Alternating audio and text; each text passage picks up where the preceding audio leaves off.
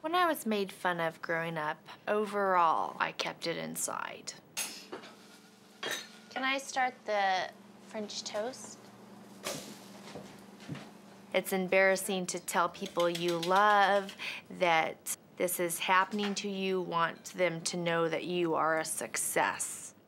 How's your stomach, Mom? Fine. But this rage grows in you. I remember at age 12 or 13 leaving my bedroom just to yell at Mom. I was so mad at her because of all people a mother should get, the angst I was going through being Asian in a white family, in a white community. I personally thought you fit in quite well. You had a lot of friends. They all loved you. You were always busy. Mom, I didn't fit in. On the bus, the most popular boy in school would sit behind me and taunt me and tell all the kids on the bus he could blindfold me with dental floss all through junior high. But you never shared those with us. And even if I tried to talk with you about it, you pretty much didn't want to talk about it. And I thought, well,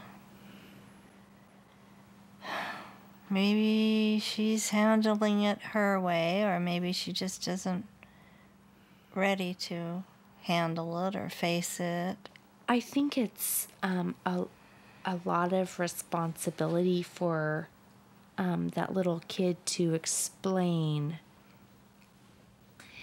no, I don't want to learn about my Korean heritage because at school I get teased for being Korean. And right now I want to be as little Korean as possible. I want to be like everybody else I see around me. Yeah, when you were about 12, you wanted to have surgery on your eyes to make them round. Yep, and I was going to bleach my hair blonde. And to get my hair blonde would take so much bleaching, get contact lenses that are blue. But listen, Mom, it's not funny. You know what I mean? I don't think it's funny. When I hear that now, my heart hurts for that little girl because I remember that feeling and I think of the self-loathing that happens because I wanted to be white so bad and I wanted to not be who I was so bad. I mean, I say that I'm an Asian woman and I want you to see me as an Asian daughter because you can't separate my race from me.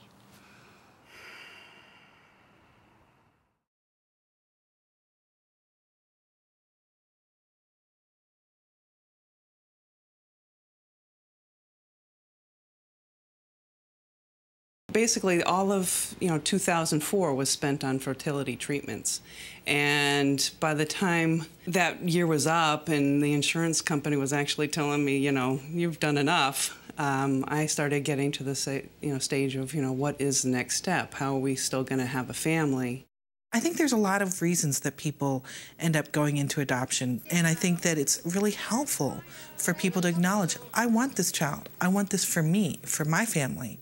And that doesn't mean that I'm doing something that's bad in the world or hurtful to people. It just means that I also recognize that I have an investment in this and that I'm getting something that I need. It was primarily selfish because I wanted to be a mother, period.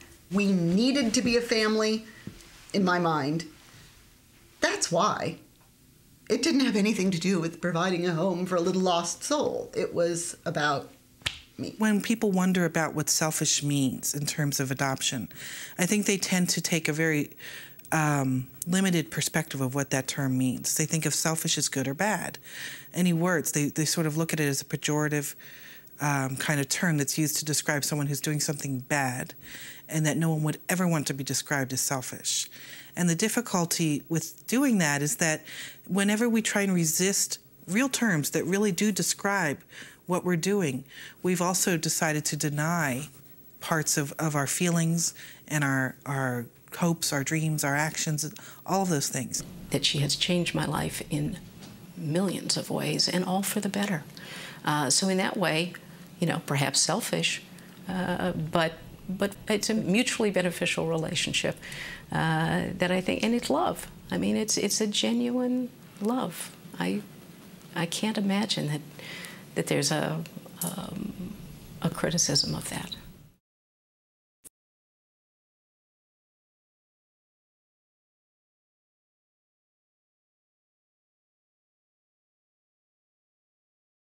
Everybody in adoption, whether it be the birth parent, the child, or the adoptive family, they're all suffering a loss through this process.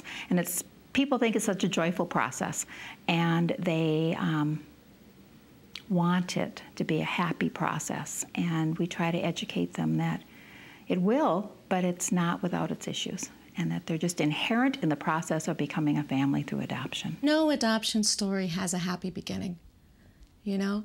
Kids don't get adopted if everything is going real well in their birth family.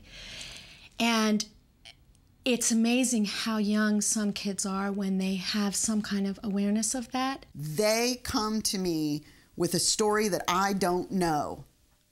I have to own that. I have to help them own that.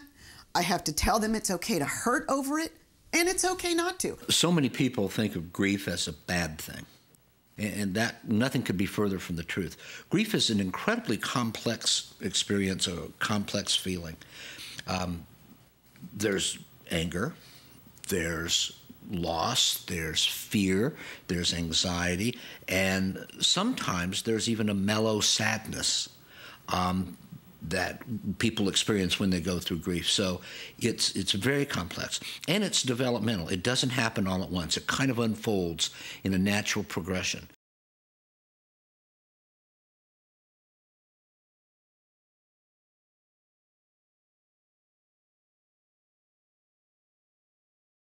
Teach me, show me. I'm willing to learn. I'm not going to turn to a critic that says things to me like, you are a white woman and you don't know anything about race, to be defensive about it, because you're right. I am a white woman. I didn't have to deal with race growing up.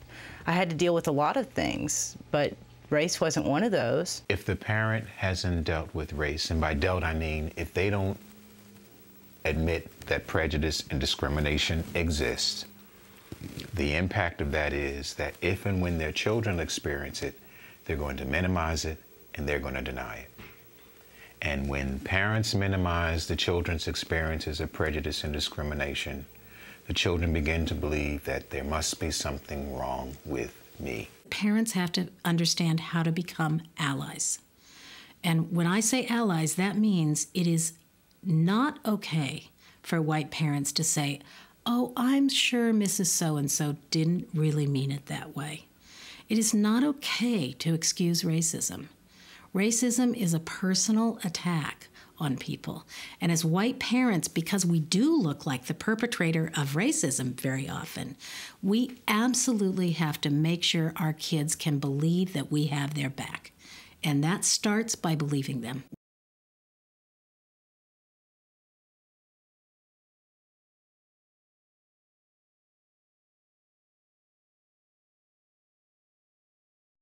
It always surprised me when I looked in the mirror.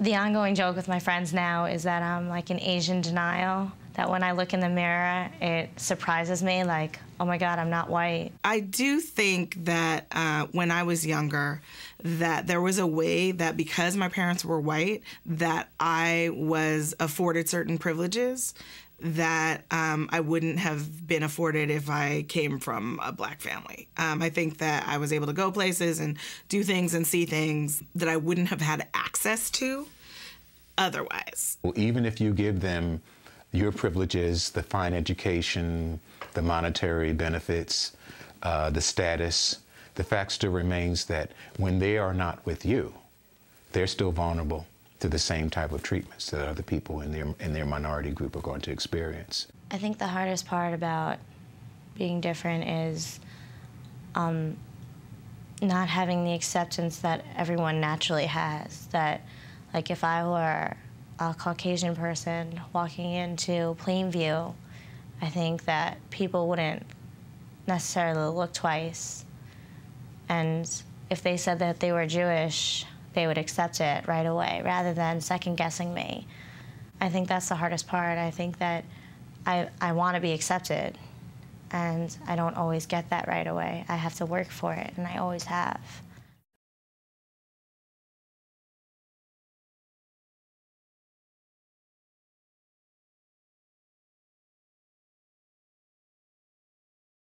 I do remember people asking me, is that your brother? And nobody believing me. People would come up and say, oh, where did you get these girls? Where did they come from? Are they really sisters? How much did you pay for that child? Or, in how China. Much, they'll ask you, what, they'll ask you what your income level is. Just what we consider to be really intrusive questions. It's just out there, above board and a matter for public discussion.